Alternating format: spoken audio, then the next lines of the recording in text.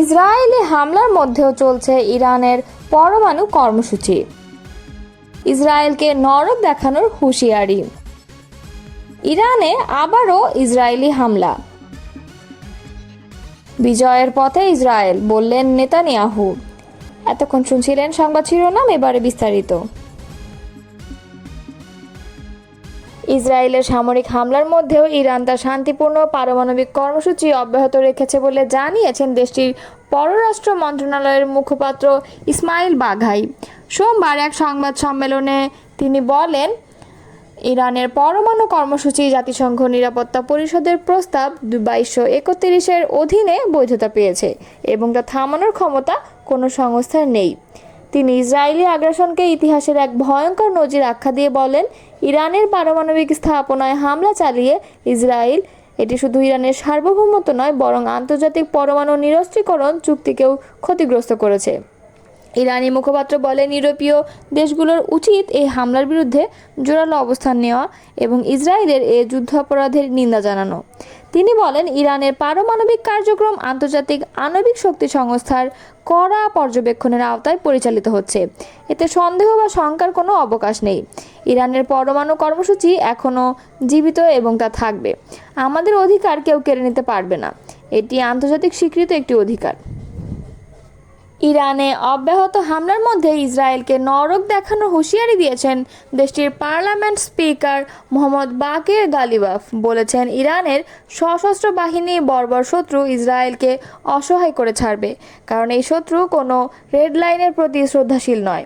সোমবার পার্লামেন্টের এক উন্মুক্ত অধিবেশনে গালিবাফ এসব কথা বলেন। তার ভাষায়, গত কয়েক রাত ধরে যা ঘটেছে তা দখলদারের দুঃস্বপ্ন ও অপরাধীদের মধ্যে যে ভয় সৃষ্টি হয়েছে তা আগ্রাসনের জন্য অনুশোচনা ও শাস্তি না হওয়া পর্যন্ত চলতেই থাকবে। তিনি আরও বলেন, ইরানি বাহিনী শত্রুকে নরক উপহার দেবে এবং বিশ্ব তাদের দুর্দশা প্রত্যক্ষ করবে। গালিবাফ জোর দিয়ে বলেন, আমাদের সবাইকে বুঝতে হবে যে আমরা এখন এক ব্যতিক্রমী পরিস্থিতির মুখোমুখি। আমাদের বর্বর শত্রু কোনো রকম নীতিগত সীমারেখা মানে না। চূড়ান্ত বিজয় নিশ্চিত, তবে এ পথে চড়াই উতরাই থাকবে, এটাই স্বাভাবিক। এমন পরিস্থিতিতে বিভিন্ন জাতিগোষ্ঠী ও মতাদর্শের ইরানি জনগণ এখন ঐক্যবদ্ধভাবে সশস্ত্র বাহিনীর পক্ষে দাঁড়িয়েছে বলে উল্লেখ করেন তিনি। স্পিকার আরও বলেন, ইসলামী বিপ্লবী গার্ড বাহিনী ও সেনাবাহিনীর সর্বোচ্চ নেতা আয়াতুল্লাহ খামেনির দূরদর্শী নেতৃত্বে তাদের সামরিক ক্ষমতা ও দক্ষতা বিশ্বকে দেখিয়েছে। তারা ইসরায়েলি নিরাপত্তার মিথ ভেঙে দিয়েছে। তিনি এ সময় ঐক্যের আহ্বান জানিয়ে বলেন, শত্রুর হামলা একটি হাইব্রিড যুদ্ধের অংশ, যার কেন্দ্রে রয়েছে মনস্তাত্ত্বিক যুদ্ধ। বর্বর ইসরায়েলি শাসনের হুমকি আমাদের মধ্যে নতুন ঐক্য গড়ে তুলেছে।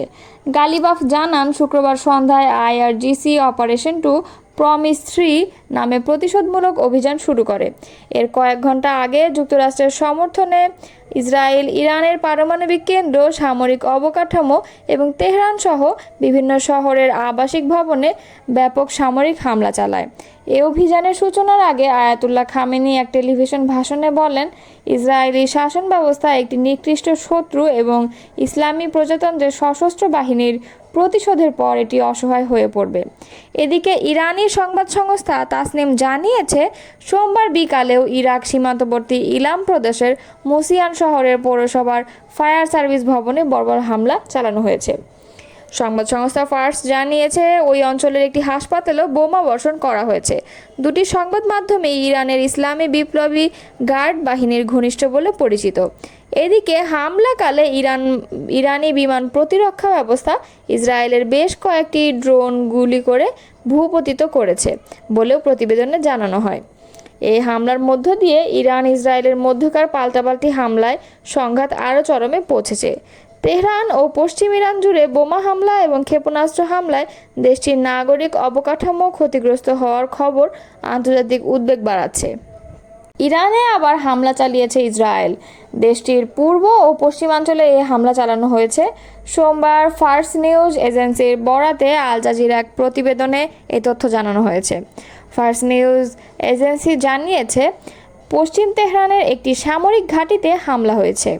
ইসরায়েল এ অঞ্চলে সামরিক ঘাঁটিকে নিশানা করে হামলা চালিয়েছে। প্রতিবেদনে বলা হয়েছে, ইরানের গণমাধ্যমও পূর্বাঞ্চলে বিস্ফোরণের খবর জানিয়েছে। ইসরায়েলি সেনাবাহিনী রাজধানীর কিছু অংশে হুমকি দেওয়ার পর এই হামলা হয়েছে। এর আগে ইসরায়েলের প্রতিরক্ষা মন্ত্রী হুঁশিয়ারি দিয়ে বলেন, তেহরানের বাসিন্দারা শিগগিরই এই হামলার মূল্য দেবে। ইসরায়েলি কর্তৃপক্ষ জানিয়েছে, ইরান রাতভর 100টিরও কম ক্ষেপণাস্ত্র নিক্ষেপ করেছে, তবে এর মধ্যে মাত্র 7টি ইসরায়েলে আঘাত এনেছে। সামরিক এক মুখপাত্র জানান, ইসরায়েল ইরানের ওপর আকাশে আধিপত্য অর্জন করেছে এবং ইরানের 1/3-এরও বেশি সারফেস টু সারফেস ক্ষেপণাস্ত্র ধ্বংস করেছে। রয়টার্স জানিয়েছে, ইরানের ক্ষেপণাস্ত্র হামলায় এ পর্যন্ত ইসরায়েলে 24 জন নিহত হয়েছেন। নিহতদের সকলে বেসামরিক নাগরিক। অন্যদিকে ইসরায়েলের হামলায় ইরানে অন্তত 224 জন নিহত হয়েছেন। এদিকে বিশ্বব্যাপী পারমাণবিক অস্ত্র বিস্তার রোধে গঠিত আন্তর্জাতিক চুক্তি নন প্রলিফারেশন ট্রিটি থেকে সরে যাচ্ছে ইরান।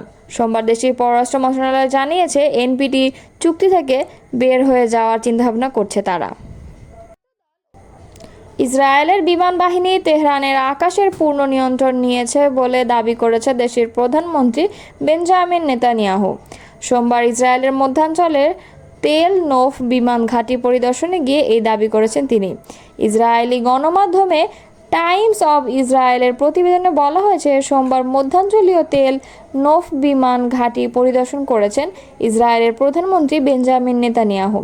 এ সময় তার সঙ্গে ছিলেন ইসরায়েলি প্রতিরক্ষা মন্ত্রী ইসরায়েল কাটজ ও chief of staff lieutenant general Eyal Zamir. ঘাঁটিতে সামরিক কর্মকর্তাদের সঙ্গে কুশল বিনিময় করেন ইসরায়েলি প্রধানমন্ত্রী। সেখানে তিনি বলেন, ইসরায়েলের বিমান বাহিনী তেহরানের আকাশ নিয়ন্ত্রণে নিয়েছে। নেতানিয়াহু বলেন, আমরা পরমাণু ও ব্যালিস্টিক ক্ষেপণাস্ত্র হুমকি নির্মূল করার দুটি লক্ষ্য অর্জনের পথে এগিয়ে যাচ্ছি। তেহরানের বাসিন্দাদের উদ্দেশ্যে তিনি বলেন, তেহরান ত্যাগ করুন, আমরা পদক্ষেপ গ্রহণ করছি। ইসরায়েলি প্রধানমন্ত্রী বলেন, তেহরানের আকাশ নিয়ন্ত্রণে নেয়ায় আমরা এখন সেসব লক্ষ্যবস্তুতে আঘাত করছি যা ইরানি শাসক গোষ্ঠীর। এর বিপরীতে ইরানের অপরাধী শাসক গোষ্ঠী আমাদের সাধারণ নাগরিক, শিশু ও নারীদের হত্যায় মেতে উঠেছে। তিনি বলেন, ইসরায়েল তেহরানের সাধারণ মানুষকে আগেভাগেই রাজধানী ত্যাগ করার আহ্বান জানিয়েছে, কারণ ইসরায়েলি বিমান বাহিনী রাজধানীর নির্দিষ্ট লক্ষ্যবস্তুতে হামলা করেছে। বিমান ঘাঁটিতে সৈন্যদের উদ্দেশ্যে বলেন, আপনাদের ধন্যবাদ। সৃষ্টিকর্তার সহায়তায় আমরা ইরানের বিরুদ্ধে পদক্ষেপ গ্রহণ করব এবং সফল হব। আমাদের বিজয় না হওয়া পর্যন্ত এগিয়ে যাব। ইরানের স্বাস্থ্য মন্ত্রণালয় বলছে, শুক্রবার থেকে শুরু হওয়া ইসরায়েলি হামলায় এখন পর্যন্ত দেশটিতে অন্তত 224 জন নিহত হয়েছে।